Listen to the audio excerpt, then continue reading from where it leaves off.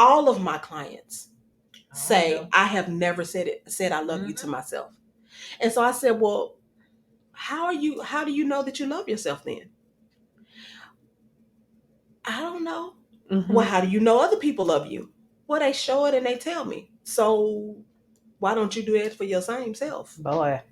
Have compassion and kindness to yourself. Mm-hmm. And you do that, one, by saying I love you. Do I supposed to look in the mirror? You can. You can look in the mirror. Just say you are you. Right. I said, when you finish brushing your teeth, just look up and say, I love you, girl or man. Good morning, gorgeous. Exactly. Yes. Affirmations. Yes. Affirmations.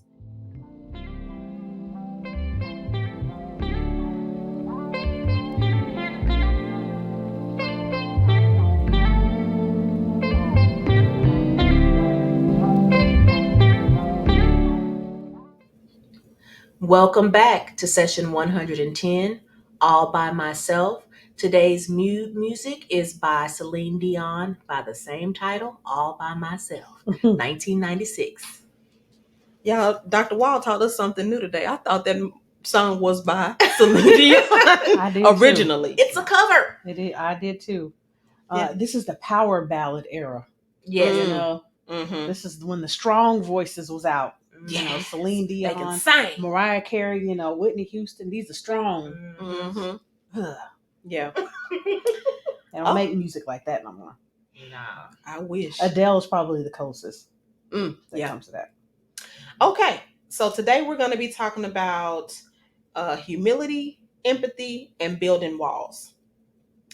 So I'm going to give you a definition. The definition of empathy is the ability to genuinely care about what others feel and think. And humility is to recognize your own limitations and know you need the expertise of others. And building walls is basically just creating a space or creating an unhealthy boundary to keep you safe. That's basically a defense mechanism. Mm-hmm. So I want to just say with the building walls, people use those, and say, well, I'm just protecting myself. The thing about it is defense mechanisms, they work, but they're not meant to work full time, like for a long time, for, years and years. That's why when we, get people to come in, I used to be able to, not care about it or do this or do that, but it's just not working for me anymore because your mechanism was not supposed to be long term. Yeah. You were supposed to work on that and heal through that and move on. Mm-hmm. But yes, okay. Agreed. Yeah.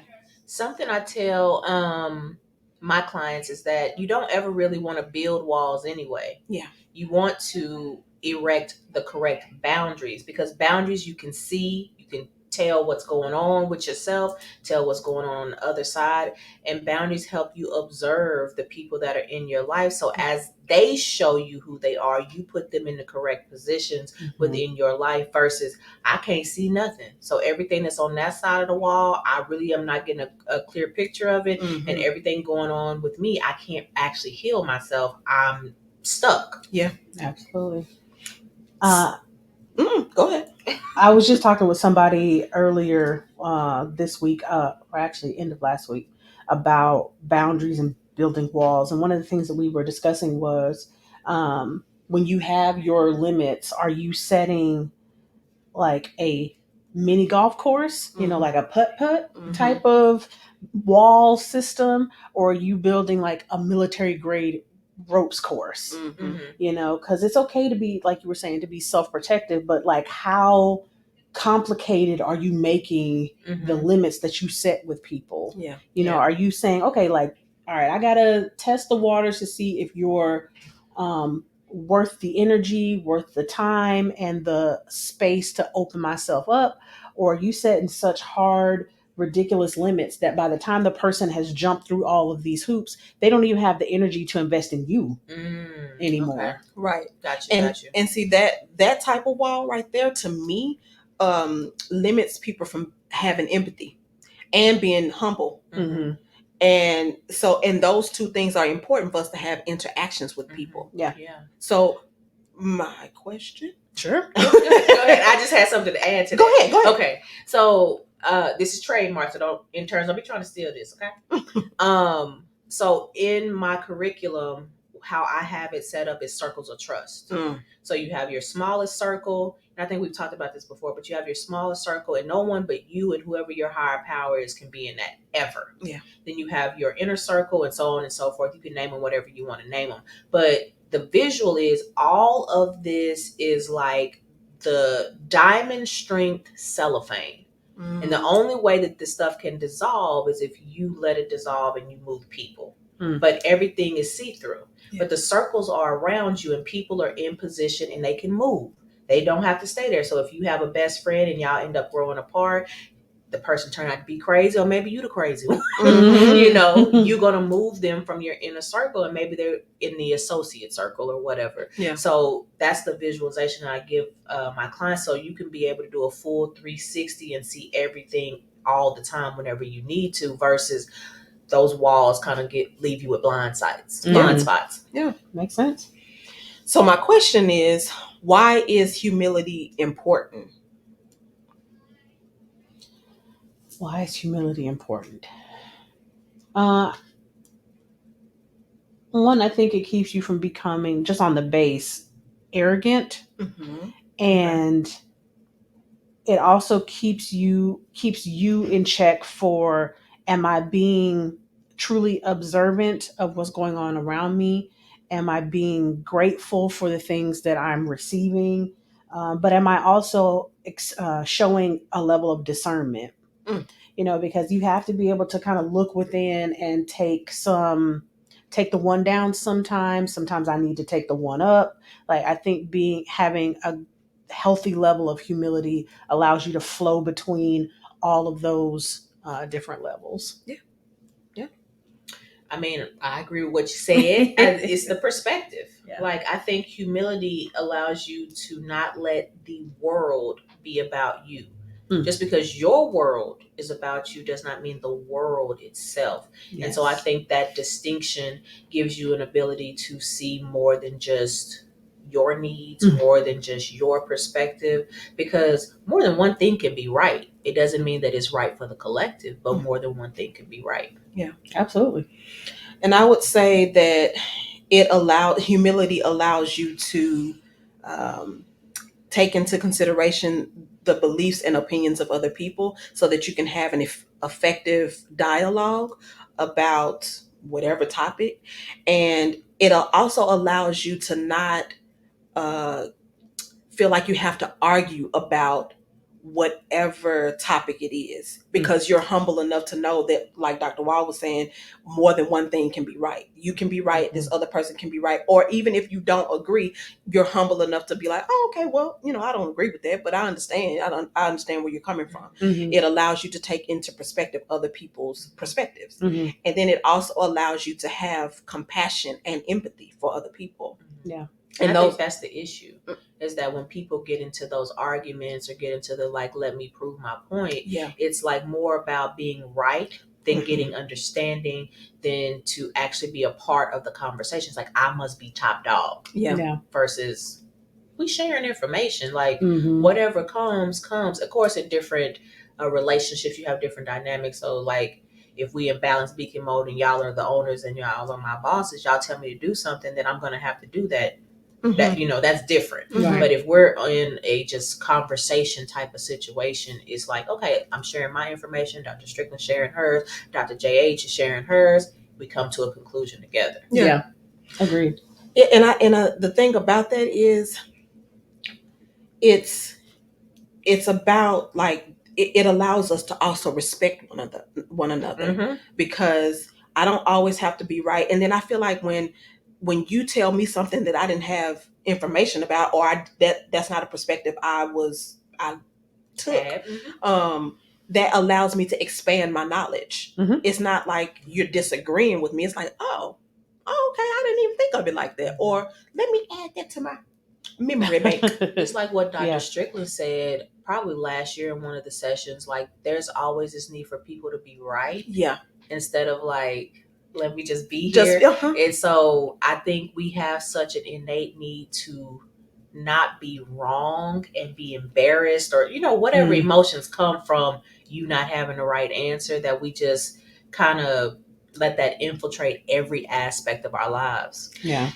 And I also think too that we allow society to put so much pressure on us to know so the one thing I cannot, it burns my soul, is when I'm Not having a your conversation. soul.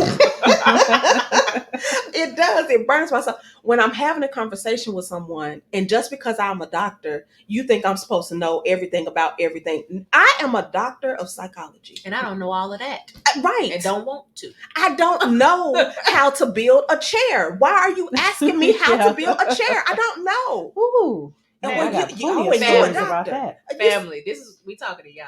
Family, okay? Okay, We because I was love y'all, but like, family. I can name several people. You see what I'm saying? Like, I cannot stand that. And then, and so it when you don't know who you are, it makes you strive to know everything. Yeah. And when you don't know everything, then you start feeling some kind of way because now you feel like you're stupid because you didn't know how to build a chair. That's not what you went to school for. Right. I agree. No, or your specialization. Don't come ask me about nothing to do with Asperger's. Right. Go talk Dr. Strickland. Exactly. And I'm not going to even pretend to know. I don't need to know because I got a best friend that knows. That I got you. He got a number right there. He got a name. There you go. And that's literally what we do in the office. Yeah. Like, we come, okay, Dr. JH, okay, so I got this person, they presented with this, last cocaine use was this, blah, blah, blah, blah, blah, blah. You want them? Okay, I'm going to give them to you. Exactly. For sure. Because we don't feel we have enough compassion for each other's specialty. That's the other thing. We know that this is your specialty. I'm not getting ready to try to mess that up.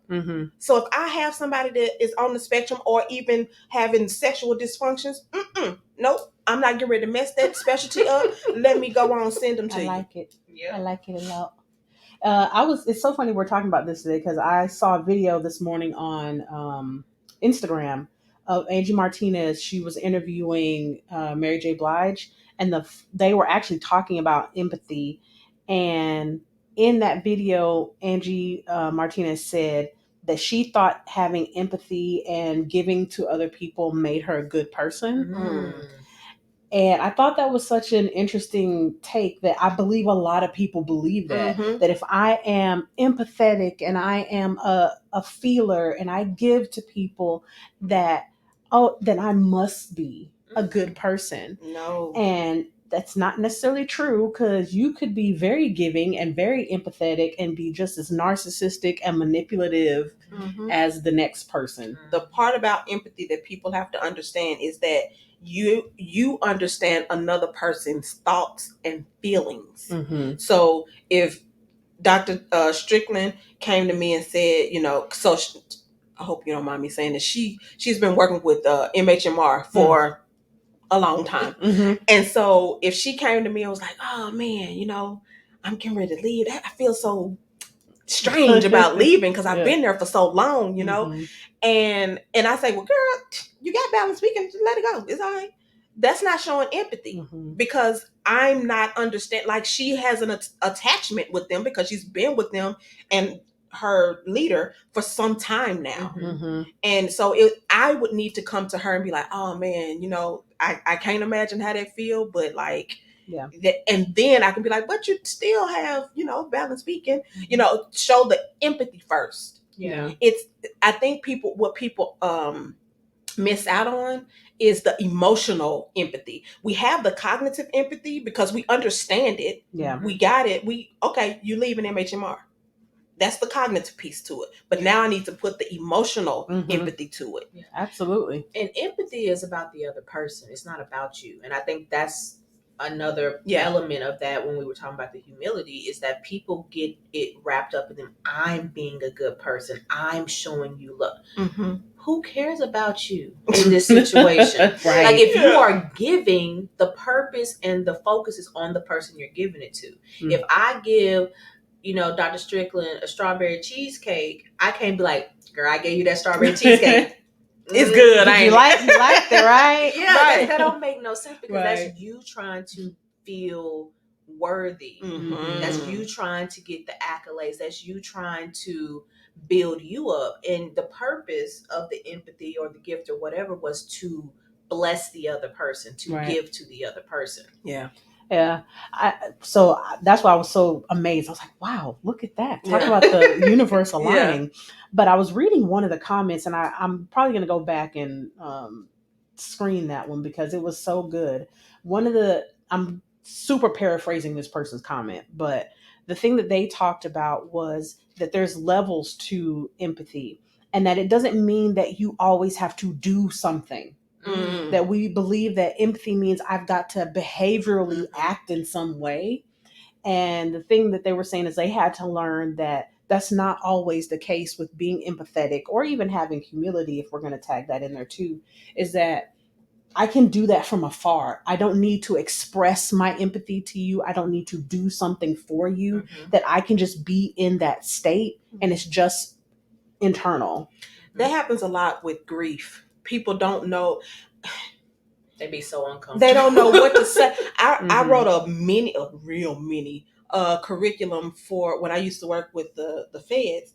I wrote a mini curriculum on grief to work with some of the inmates on because they can't go to funerals of Yeah, they can. So and one of the chapters was about like 10 or 15 stupid statements that people make when someone Mhm. passes away. And I was like, and when I was writing it, I was like, people really don't know what to say or do when it comes to grief. But it's like Dr. Strickland was saying, it's sometimes you just need to be. Mhm. You don't have to say well, at least they're in a better place or God had a better plan. That makes people upset with God. Stop saying stuff like that. First of all, you don't know that. Exactly. Mhm. They might not be in a better place. Right. Us living don't know what's on the other side. Mhm. Truly. Exactly. Even if you have gifts, talents, and abilities. Right. We don't all know Hmm. that. And it ain't your job. And you don't even know if they went to heaven. You don't know it. Yeah. So stop it. Stop saying stuff like that. But anyway, just like Dr. Strickland was saying, in grief, that's one of the things that you can do. Just be. Mhm. You can have empathy and humility. Just you don't have to say a word. Yeah. I Man. agree with that. Do you guys believe that being overly empathetic, like what do you guys think is the rebound effect of that? So if I am a very empathetic, giving, emotionally available person, like what is the paradoxical effect that happens for Hurt. me? You become drained. We've talked about that with me being me. You have to really put some boundaries on yourself because some things that you do, even though the intent is good, the impact is harmful, and the impact may be harmful to you and the other person. You have to look and see what is needed for the other person and then what your capacity is. It's not just open access. And that's not a selfish thing. And a lot of people, we are raised that if someone is in need, you should just give and give and give. Well, then I'm gonna be the one in need because that's not healthy. Mm-hmm.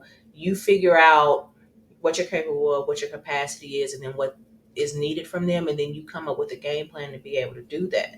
Even say one of my besties needed something. If I don't have it to give, I can figure out a different way to support that person. So if she's needing monetary stuff and I don't have that, okay, maybe I need to be there and spend the time with her. Like there's different ways to empathize. There's different ways to show up for people. And a lot of times we only think of monetary or tangible things. And like you were saying, Dr. JH, it's important that we have that emotional connection to these things.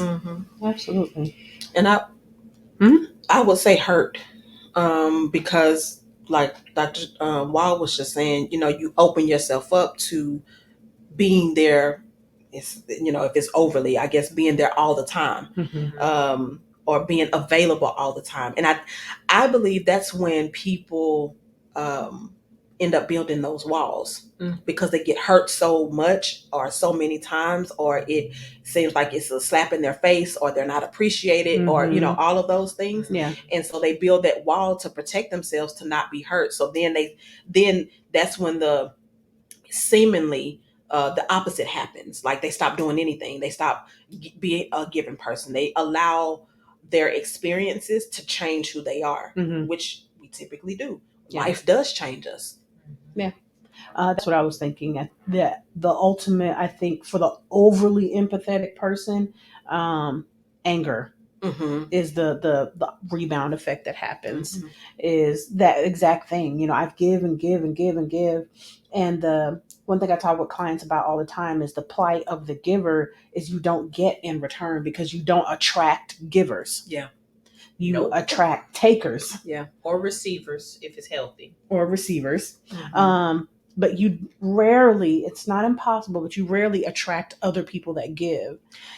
It puts me in the mind of something that you cautioned me about a couple of years ago when it came to a particular family member.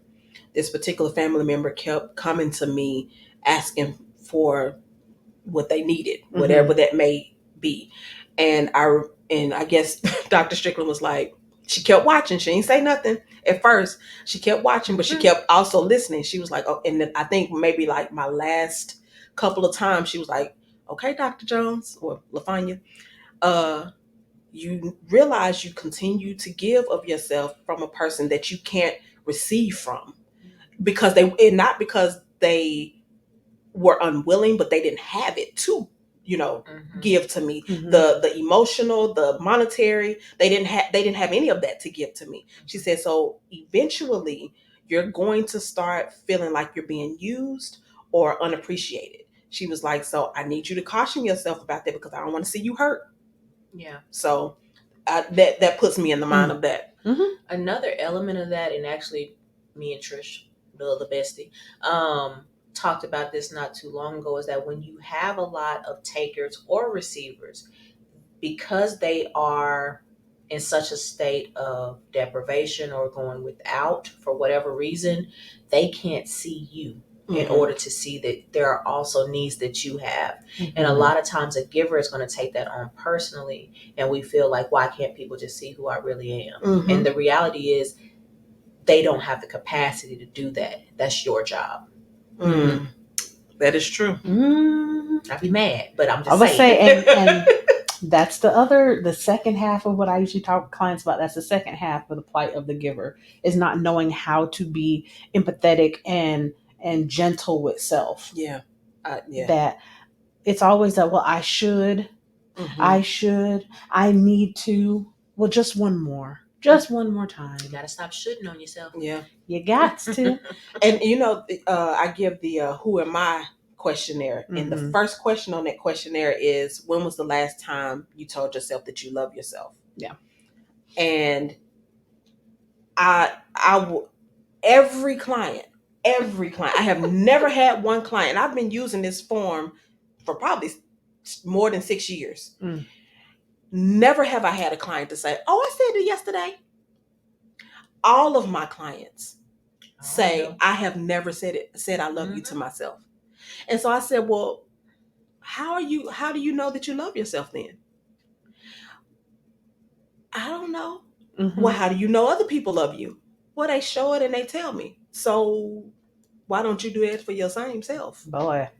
Have compassion and kindness to yourself. Mm-hmm.